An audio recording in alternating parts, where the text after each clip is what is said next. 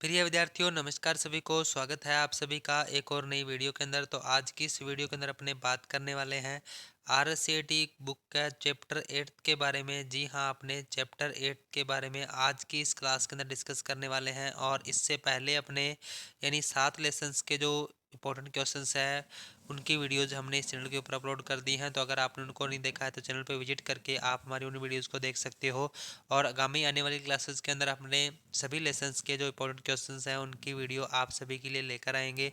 तो जो भी विद्यार्थी अभी आरएसएटी करना चाहता है या फिर जिन्होंने आरएसएटी का फॉर्म काफ़ी टाइम पहले से भर रखा है और जिनका अभी एग्ज़ाम होने वाला है, तो उन सभी के लिए जो क्लास है वो काफ़ी इंपॉर्टेंट रहने वाली है।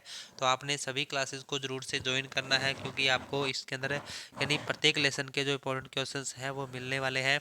तो अभी अपने क्लास को शुरू करते हैं। तो आज का जो अपना फर्स्ट क्वेश्चन रहने वाला है, दस्तावेज को पहली बार सहेजने के लिए अपने क्या करेंगे।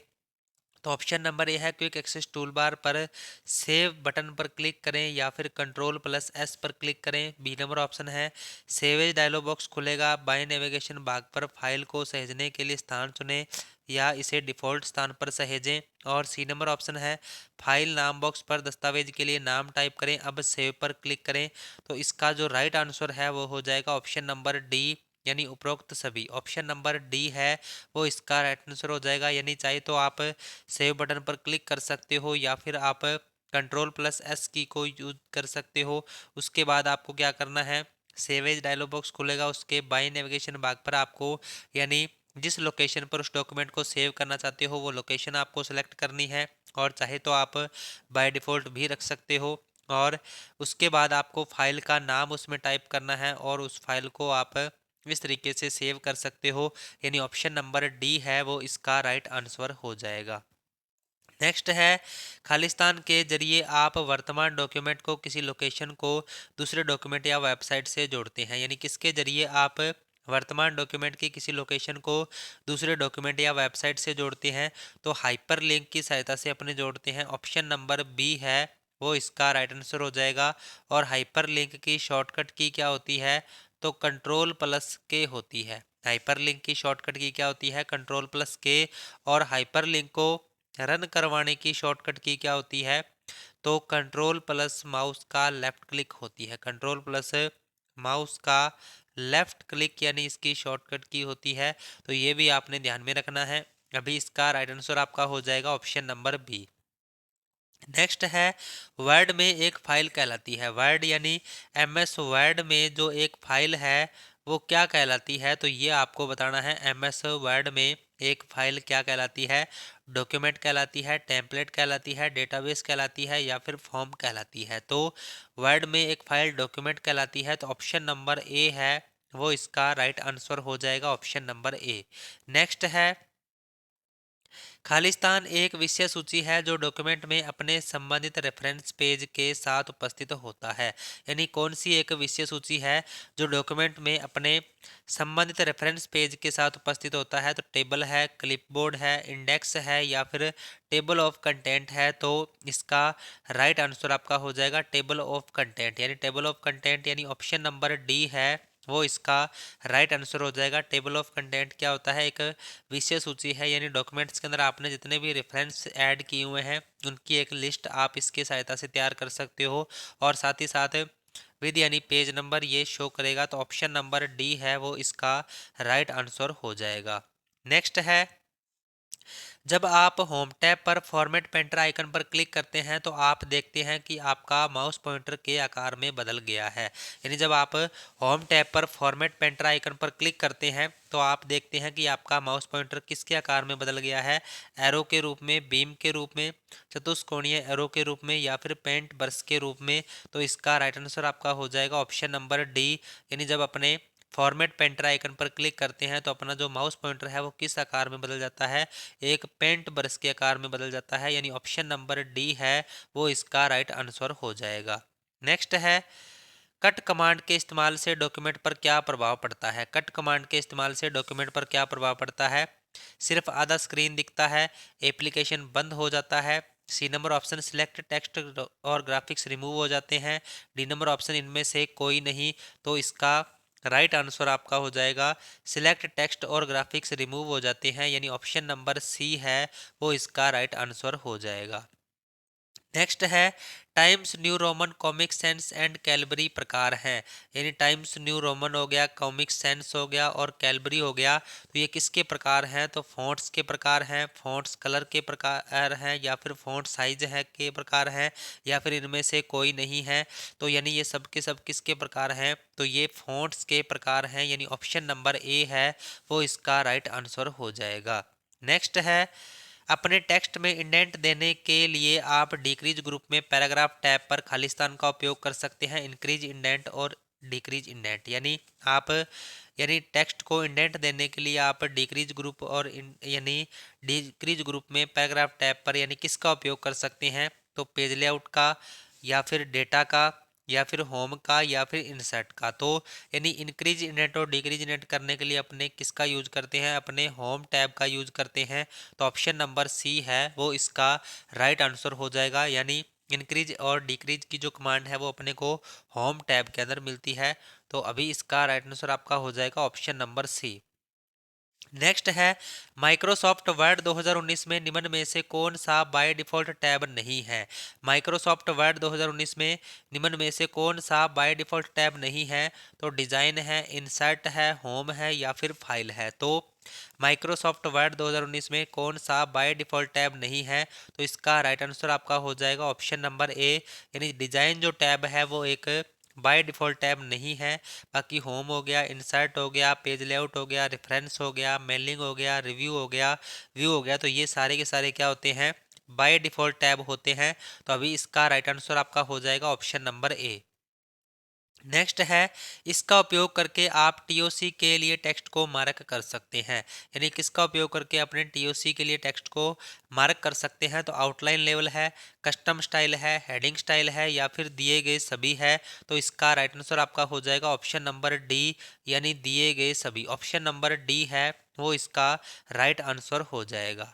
नेक्स्ट है वर्ड प्रोसेसिंग को किसके द्वारा विकसित किया गया है? वर्ड प्रोसेसिंग को किसके द्वारा विकसित किया गया है? माइक्रोसॉफ्ट के द्वारा, एचपी के द्वारा, डेल के द्वारा, या इनमें से कोई नहीं। तो वर्ड प्रोसेसिंग को किसके द्वारा विकसित किया गया है? तो माइक्रोसॉफ्ट के द्वारा विकसित किया गया है, यानी ऑप्शन नंबर ए है वो इसका राइट आंसर हो जाएगा। और क्लास में आगे बढ़ने से पहले सभी से रिक्वेस्ट है कि क्लास को एक बार ज़्यादा से ज़्यादा शेयर कर दीजिए, और अगर अभी तक आपने चैनल को सब्सक्राइब नहीं किया है तो चैनल को भी ज़रूर से सब्सक्राइब कर लीजिए, क्योंकि इसी तरीके का जो कंटेंट है वो आपको रेगुलर इस चैनल के ऊपर मिलता रहेगा। तो ज़्यादा से ज़्यादा शेयर कर दीजिए और चैनल को सब्सक्राइब कर लीजिए। नेक्स्ट है पेज के कंटेंट के पीछे घोस्ट टेक्स्ट इंसर्ट करने या हटाने के लिए। घोस्ट टेक्स्ट यानी फीकी पाठ सामग्री अगर आप टेक्स्ट के बैकग्राउंड में सम्मिलित करना चाहते हैं तो अपने किसका यूज करेंगे? पेज बॉर्डर का, पेज कलर का, वाटरमार्क का, या फिर उपरोक्त सभी का। तो इसका राइट आंसर आपका क्या हो जाएगा? वाटरमार्क हो जाएगा, यानी अगर आप घोस्ट टेक्स्ट इंसर्ट करना चाहते हो तो उसके लिए अपने वाटरमार्क का यूज करेंगे। तो ऑप्शन नंबर सी है वो इसका राइट आंसर हो जाएगा, ऑप्शन नंबर सी। नेक्स्ट है अक्सर प्रयोग में लिए जाने वाले सेव, रीडू, अंडू, प्रिंट आदि कमांडों को एक सिंगल क्लिक पर काम में लेने के लिए दर्शाता है। यानी अक्सर प्रयोग में लिए जाने वाले जैसे कमांड है सेव हो गया, रीडू हो गया, अंडू हो गया, प्रिंट हो गया, आदि कमांडों को एक सिंगल क्लिक पर काम में लेने के लिए दर्शाता है। तो क्या दर्शाता है? क्विक एक्सेस टूल बार है, रिबन है, टैब्स है, या फिर स्टेटस बार है। तो इसका राइट आंसर आपका क्या हो जाएगा? ऑप्शन नंबर ए हो जाएगा, क्विक एक्सेस टूल बार, यानी ऑप्शन नंबर ए है वो इसका राइट आंसर हो जाएगा। नेक्स्ट है विभिन्न टैब्स पर कमांड्स को संगठित करना और टॉपिक के आधार पर डॉक्यूमेंट कार्यों के लिए कमांड्स के समूह बनाता है। विभिन्न टैब्स पर कमांड्स को संगठित करना और टॉपिक के आधार पर डॉक्यूमेंट्स कार्यों के लिए कमांड्स के समूह कौन सा बनाता है? व्यू ऑप्शन है, टैब्स है, जूम स्लाइडर है, या फिर रिबन है। तो इसका राइट आंसर आपका हो जाएगा ऑप्शन नंबर बी, यानी टैब्स। टैब्स जो है वो यानी कमांड्स को संगठित करता है और टॉपिक के आधार पर डॉक्यूमेंट कार्यों के लिए कमांड्स के समूह बनाता है, यानी ऑप्शन नंबर बी है वो इसका राइट आंसर हो जाएगा, टैब्स। उसके बाद रिबन के शीर्ष पर दिखाई देते हैं जैसे कि होम हो गया, इंसर्ट हो गया, पेज लेआउट हो गया, रेफरेंसेस हो गया, मेलिंग हो गया, रिव्यू हो गया, व्यू हो गया, और हर अलग प्रकार की गतिविधि को दर्शाता है, जिनको कहा जाता है, क्या कहा जाता है, टाइटल बार कहा जाता है, टैब्स कहा जाता है, जूम स्लाइडर कहा जाता है, या फिर व्यू ऑप्शन कहा जाता है। तो यानी इनको क्या कहा जाता है, इनको टैब्स कहा जाता है, यानी ऑप्शन नंबर बी है वो इसका राइट आंसर हो जाएगा, ऑप्शन नंबर बी यानी टैब्स। उसके बाद रिबन पर मौजूद एक छोटा सा आइकन जो कि ग्रुप नाम के दाईं तरफ होता है, जिसको क्लिक करने पर खाली स्थान खुलता है। यानी रिबन पर मौजूद एक छोटा सा आइकन कौन सा होता है, जो कि ग्रुप नाम के दाईं तरफ होता है, जिसको क्लिक करने पर यानी क्या खुलता है, तो डायलॉग बॉक्स खुलता है, व्यू ऑप्शन खुलता है, वर्टिकल स्क्रॉल बार है, या फिर स्टेटस बार है।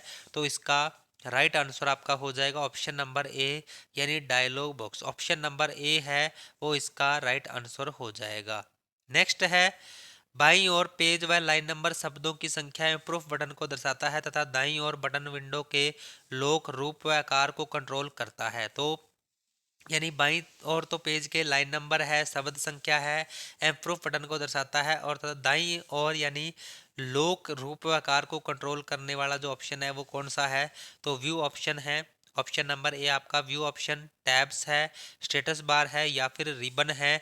तो इसका राइट आंसर आपका हो जाएगा ऑप्शन नंबर ए यानी view option. Option number A है वो इसका राइट आंसर हो जाएगा। नेक्स्ट है डॉक्यूमेंट का print layout, full screen reading, web layout, outline तैयार करना, ड्राफ्ट डॉक्यूमेंट को देखना, जूम कम अधिक करना इत्यादि शामिल होते हैं। यानी डॉक्यूमेंट में आप कोई भी व्यू अगर चेंज करना चाहते हो तो उसके लिए अपने कौन से ऑप्शन का यूज करेंगे, व्यू ऑप्शन का, टाइटल बार का, वर्टिकल स्क्रॉल का, या फिर उपरोक्त सभी का। तो इसका जो राइट आंसर है आपका वो हो जाएगा ऑप्शन नंबर ए यानी view option. Option number A है वो इसका राइट आंसर हो जाएगा। नेक्स्ट है वर्ड में व्यूइंग एरिया दिखने वाले स्क्रीन क्षेत्र को बढ़ाता व घटाता है। यानी जो स्क्रीन है उसको अगर आपने बड़ा या छोटा करके देखना है तो उसके लिए अपने कौन से ऑप्शन का यूज करेंगे, तो किसका यूज करेंगे, अपने जूम स्लाइडर का यूज करेंगे। ऑप्शन नंबर सी है वो इसका राइट आंसर हो जाएगा, जूम स्लाइडर यानी ऑप्शन नंबर सी इसका राइट आंसर हो जाएगा। नेक्स्ट है डॉक्यूमेंट को ऊपर नीचे करने का कार्य करता है, जिसमें आप डॉक्यूमेंट के पूरे हिस्से को देख व पढ़ सकते हैं। यानी डॉक्यूमेंट को ऊपर नीचे करने का कार्य करता है जिसमें आप डॉक्यूमेंट के पूरे हिस्से को देख व पढ़ सकते हैं। तो वर्टिकल स्क्रॉल बार है, टाइटल बार है, रिबन है, या फिर स्टेटस बार है। तो इसका राइट आंसर आपका हो जाएगा ऑप्शन नंबर ए यानी vertical scroll bar. Option number A है वो इसका राइट आंसर हो जाएगा। नेक्स्ट है डॉक्यूमेंट में सबसे ऊपर दिखाई देती है, जिसमें डॉक्यूमेंट और पैराग्राफ के नाम को दर्शाता है। यानी सबसे ऊपर जो लाइन दिखाई देती है उसको क्या कहा जाता है, जहां पर अपने को डॉक्यूमेंट या प्रोग्राम का नाम है जो शो होता है, तो टाइटल बार कहा जाता है, जूम स्लाइडर है, रिबन है, या फिर टैब्स है। तो यानी सबसे ऊपर जो लाइन दिखाई देती है उसको क्या बोला जाता है, टाइटल बार बोला जाता है। यानी ऑप्शन नंबर ए इसका राइट आंसर हो जाएगा, ऑप्शन नंबर ए। नेक्स्ट है निम्न में से किस कीज की मदद से आप कर्सर के दाईं ओर के अक्षरों को डिलीट कर सकते हैं। कर्सर के दाईं ओर के अक्षर को अगर आप डिलीट करना चाहते हो तो किसका यूज करेंगे, अपने एंड की का, बैकस्पेस का, डिलीट का, या फिर होम का। तो दाईं ओर के अक्षर को हटाने के लिए अपने डिलीट कुंजी का यूज करेंगे, यानी ऑप्शन नंबर सी है वो इसका राइट आंसर हो जाएगा। दाईं ओर के डिलीट से हो जाएंगे, अगर बाईं ओर के पूछे जाए तो किससे हो जाएगा, बैक स्पेस से हो जाएगा। तो ये भी आपने ध्यान में रखना है। यानी अभी इसका राइट आंसर आपका हो जाएगा ऑप्शन नंबर सी यानी डिलीट। उसके बाद नेक्स्ट है पेज ओरिएंटेशन ऑप्शन किस टैब में उपलब्ध है। पेज ओरिएंटेशन जो ऑप्शन है वो किस टैब में उपलब्ध है, तो लेआउट में है, रेफरेंसेस में है, व्यू में है, या फिर मेलिंग में है। तो पेज ओरिएंटेशन जो ऑप्शन है वो किस टैब के अंदर अपने को मिलता है, तो वो अपने को लेआउट टैब यानी पेज लेआउट टैब के अंदर मिलता है, यानी ऑप्शन नंबर ए इसका राइट आंसर हो जाएगा, ऑप्शन नंबर ए। नेक्स्ट है टाइम्स न्यू रोमन क्या है। टाइम्स न्यू रोमन क्या है, तो फॉन्ट है, पेज लेआउट है, प्रिंटिंग है, या फिर इनमें से कोई नहीं है। तो टाइम्स न्यू रोमन क्या है, तो इसका राइट आंसर आपका हो जाएगा ऑप्शन नंबर ए यानी फॉन्ट। क्या है, एक प्रकार का फॉन्ट होता है। तो ये इसका राइट आंसर आपका हो जाएगा ऑप्शन नंबर ए।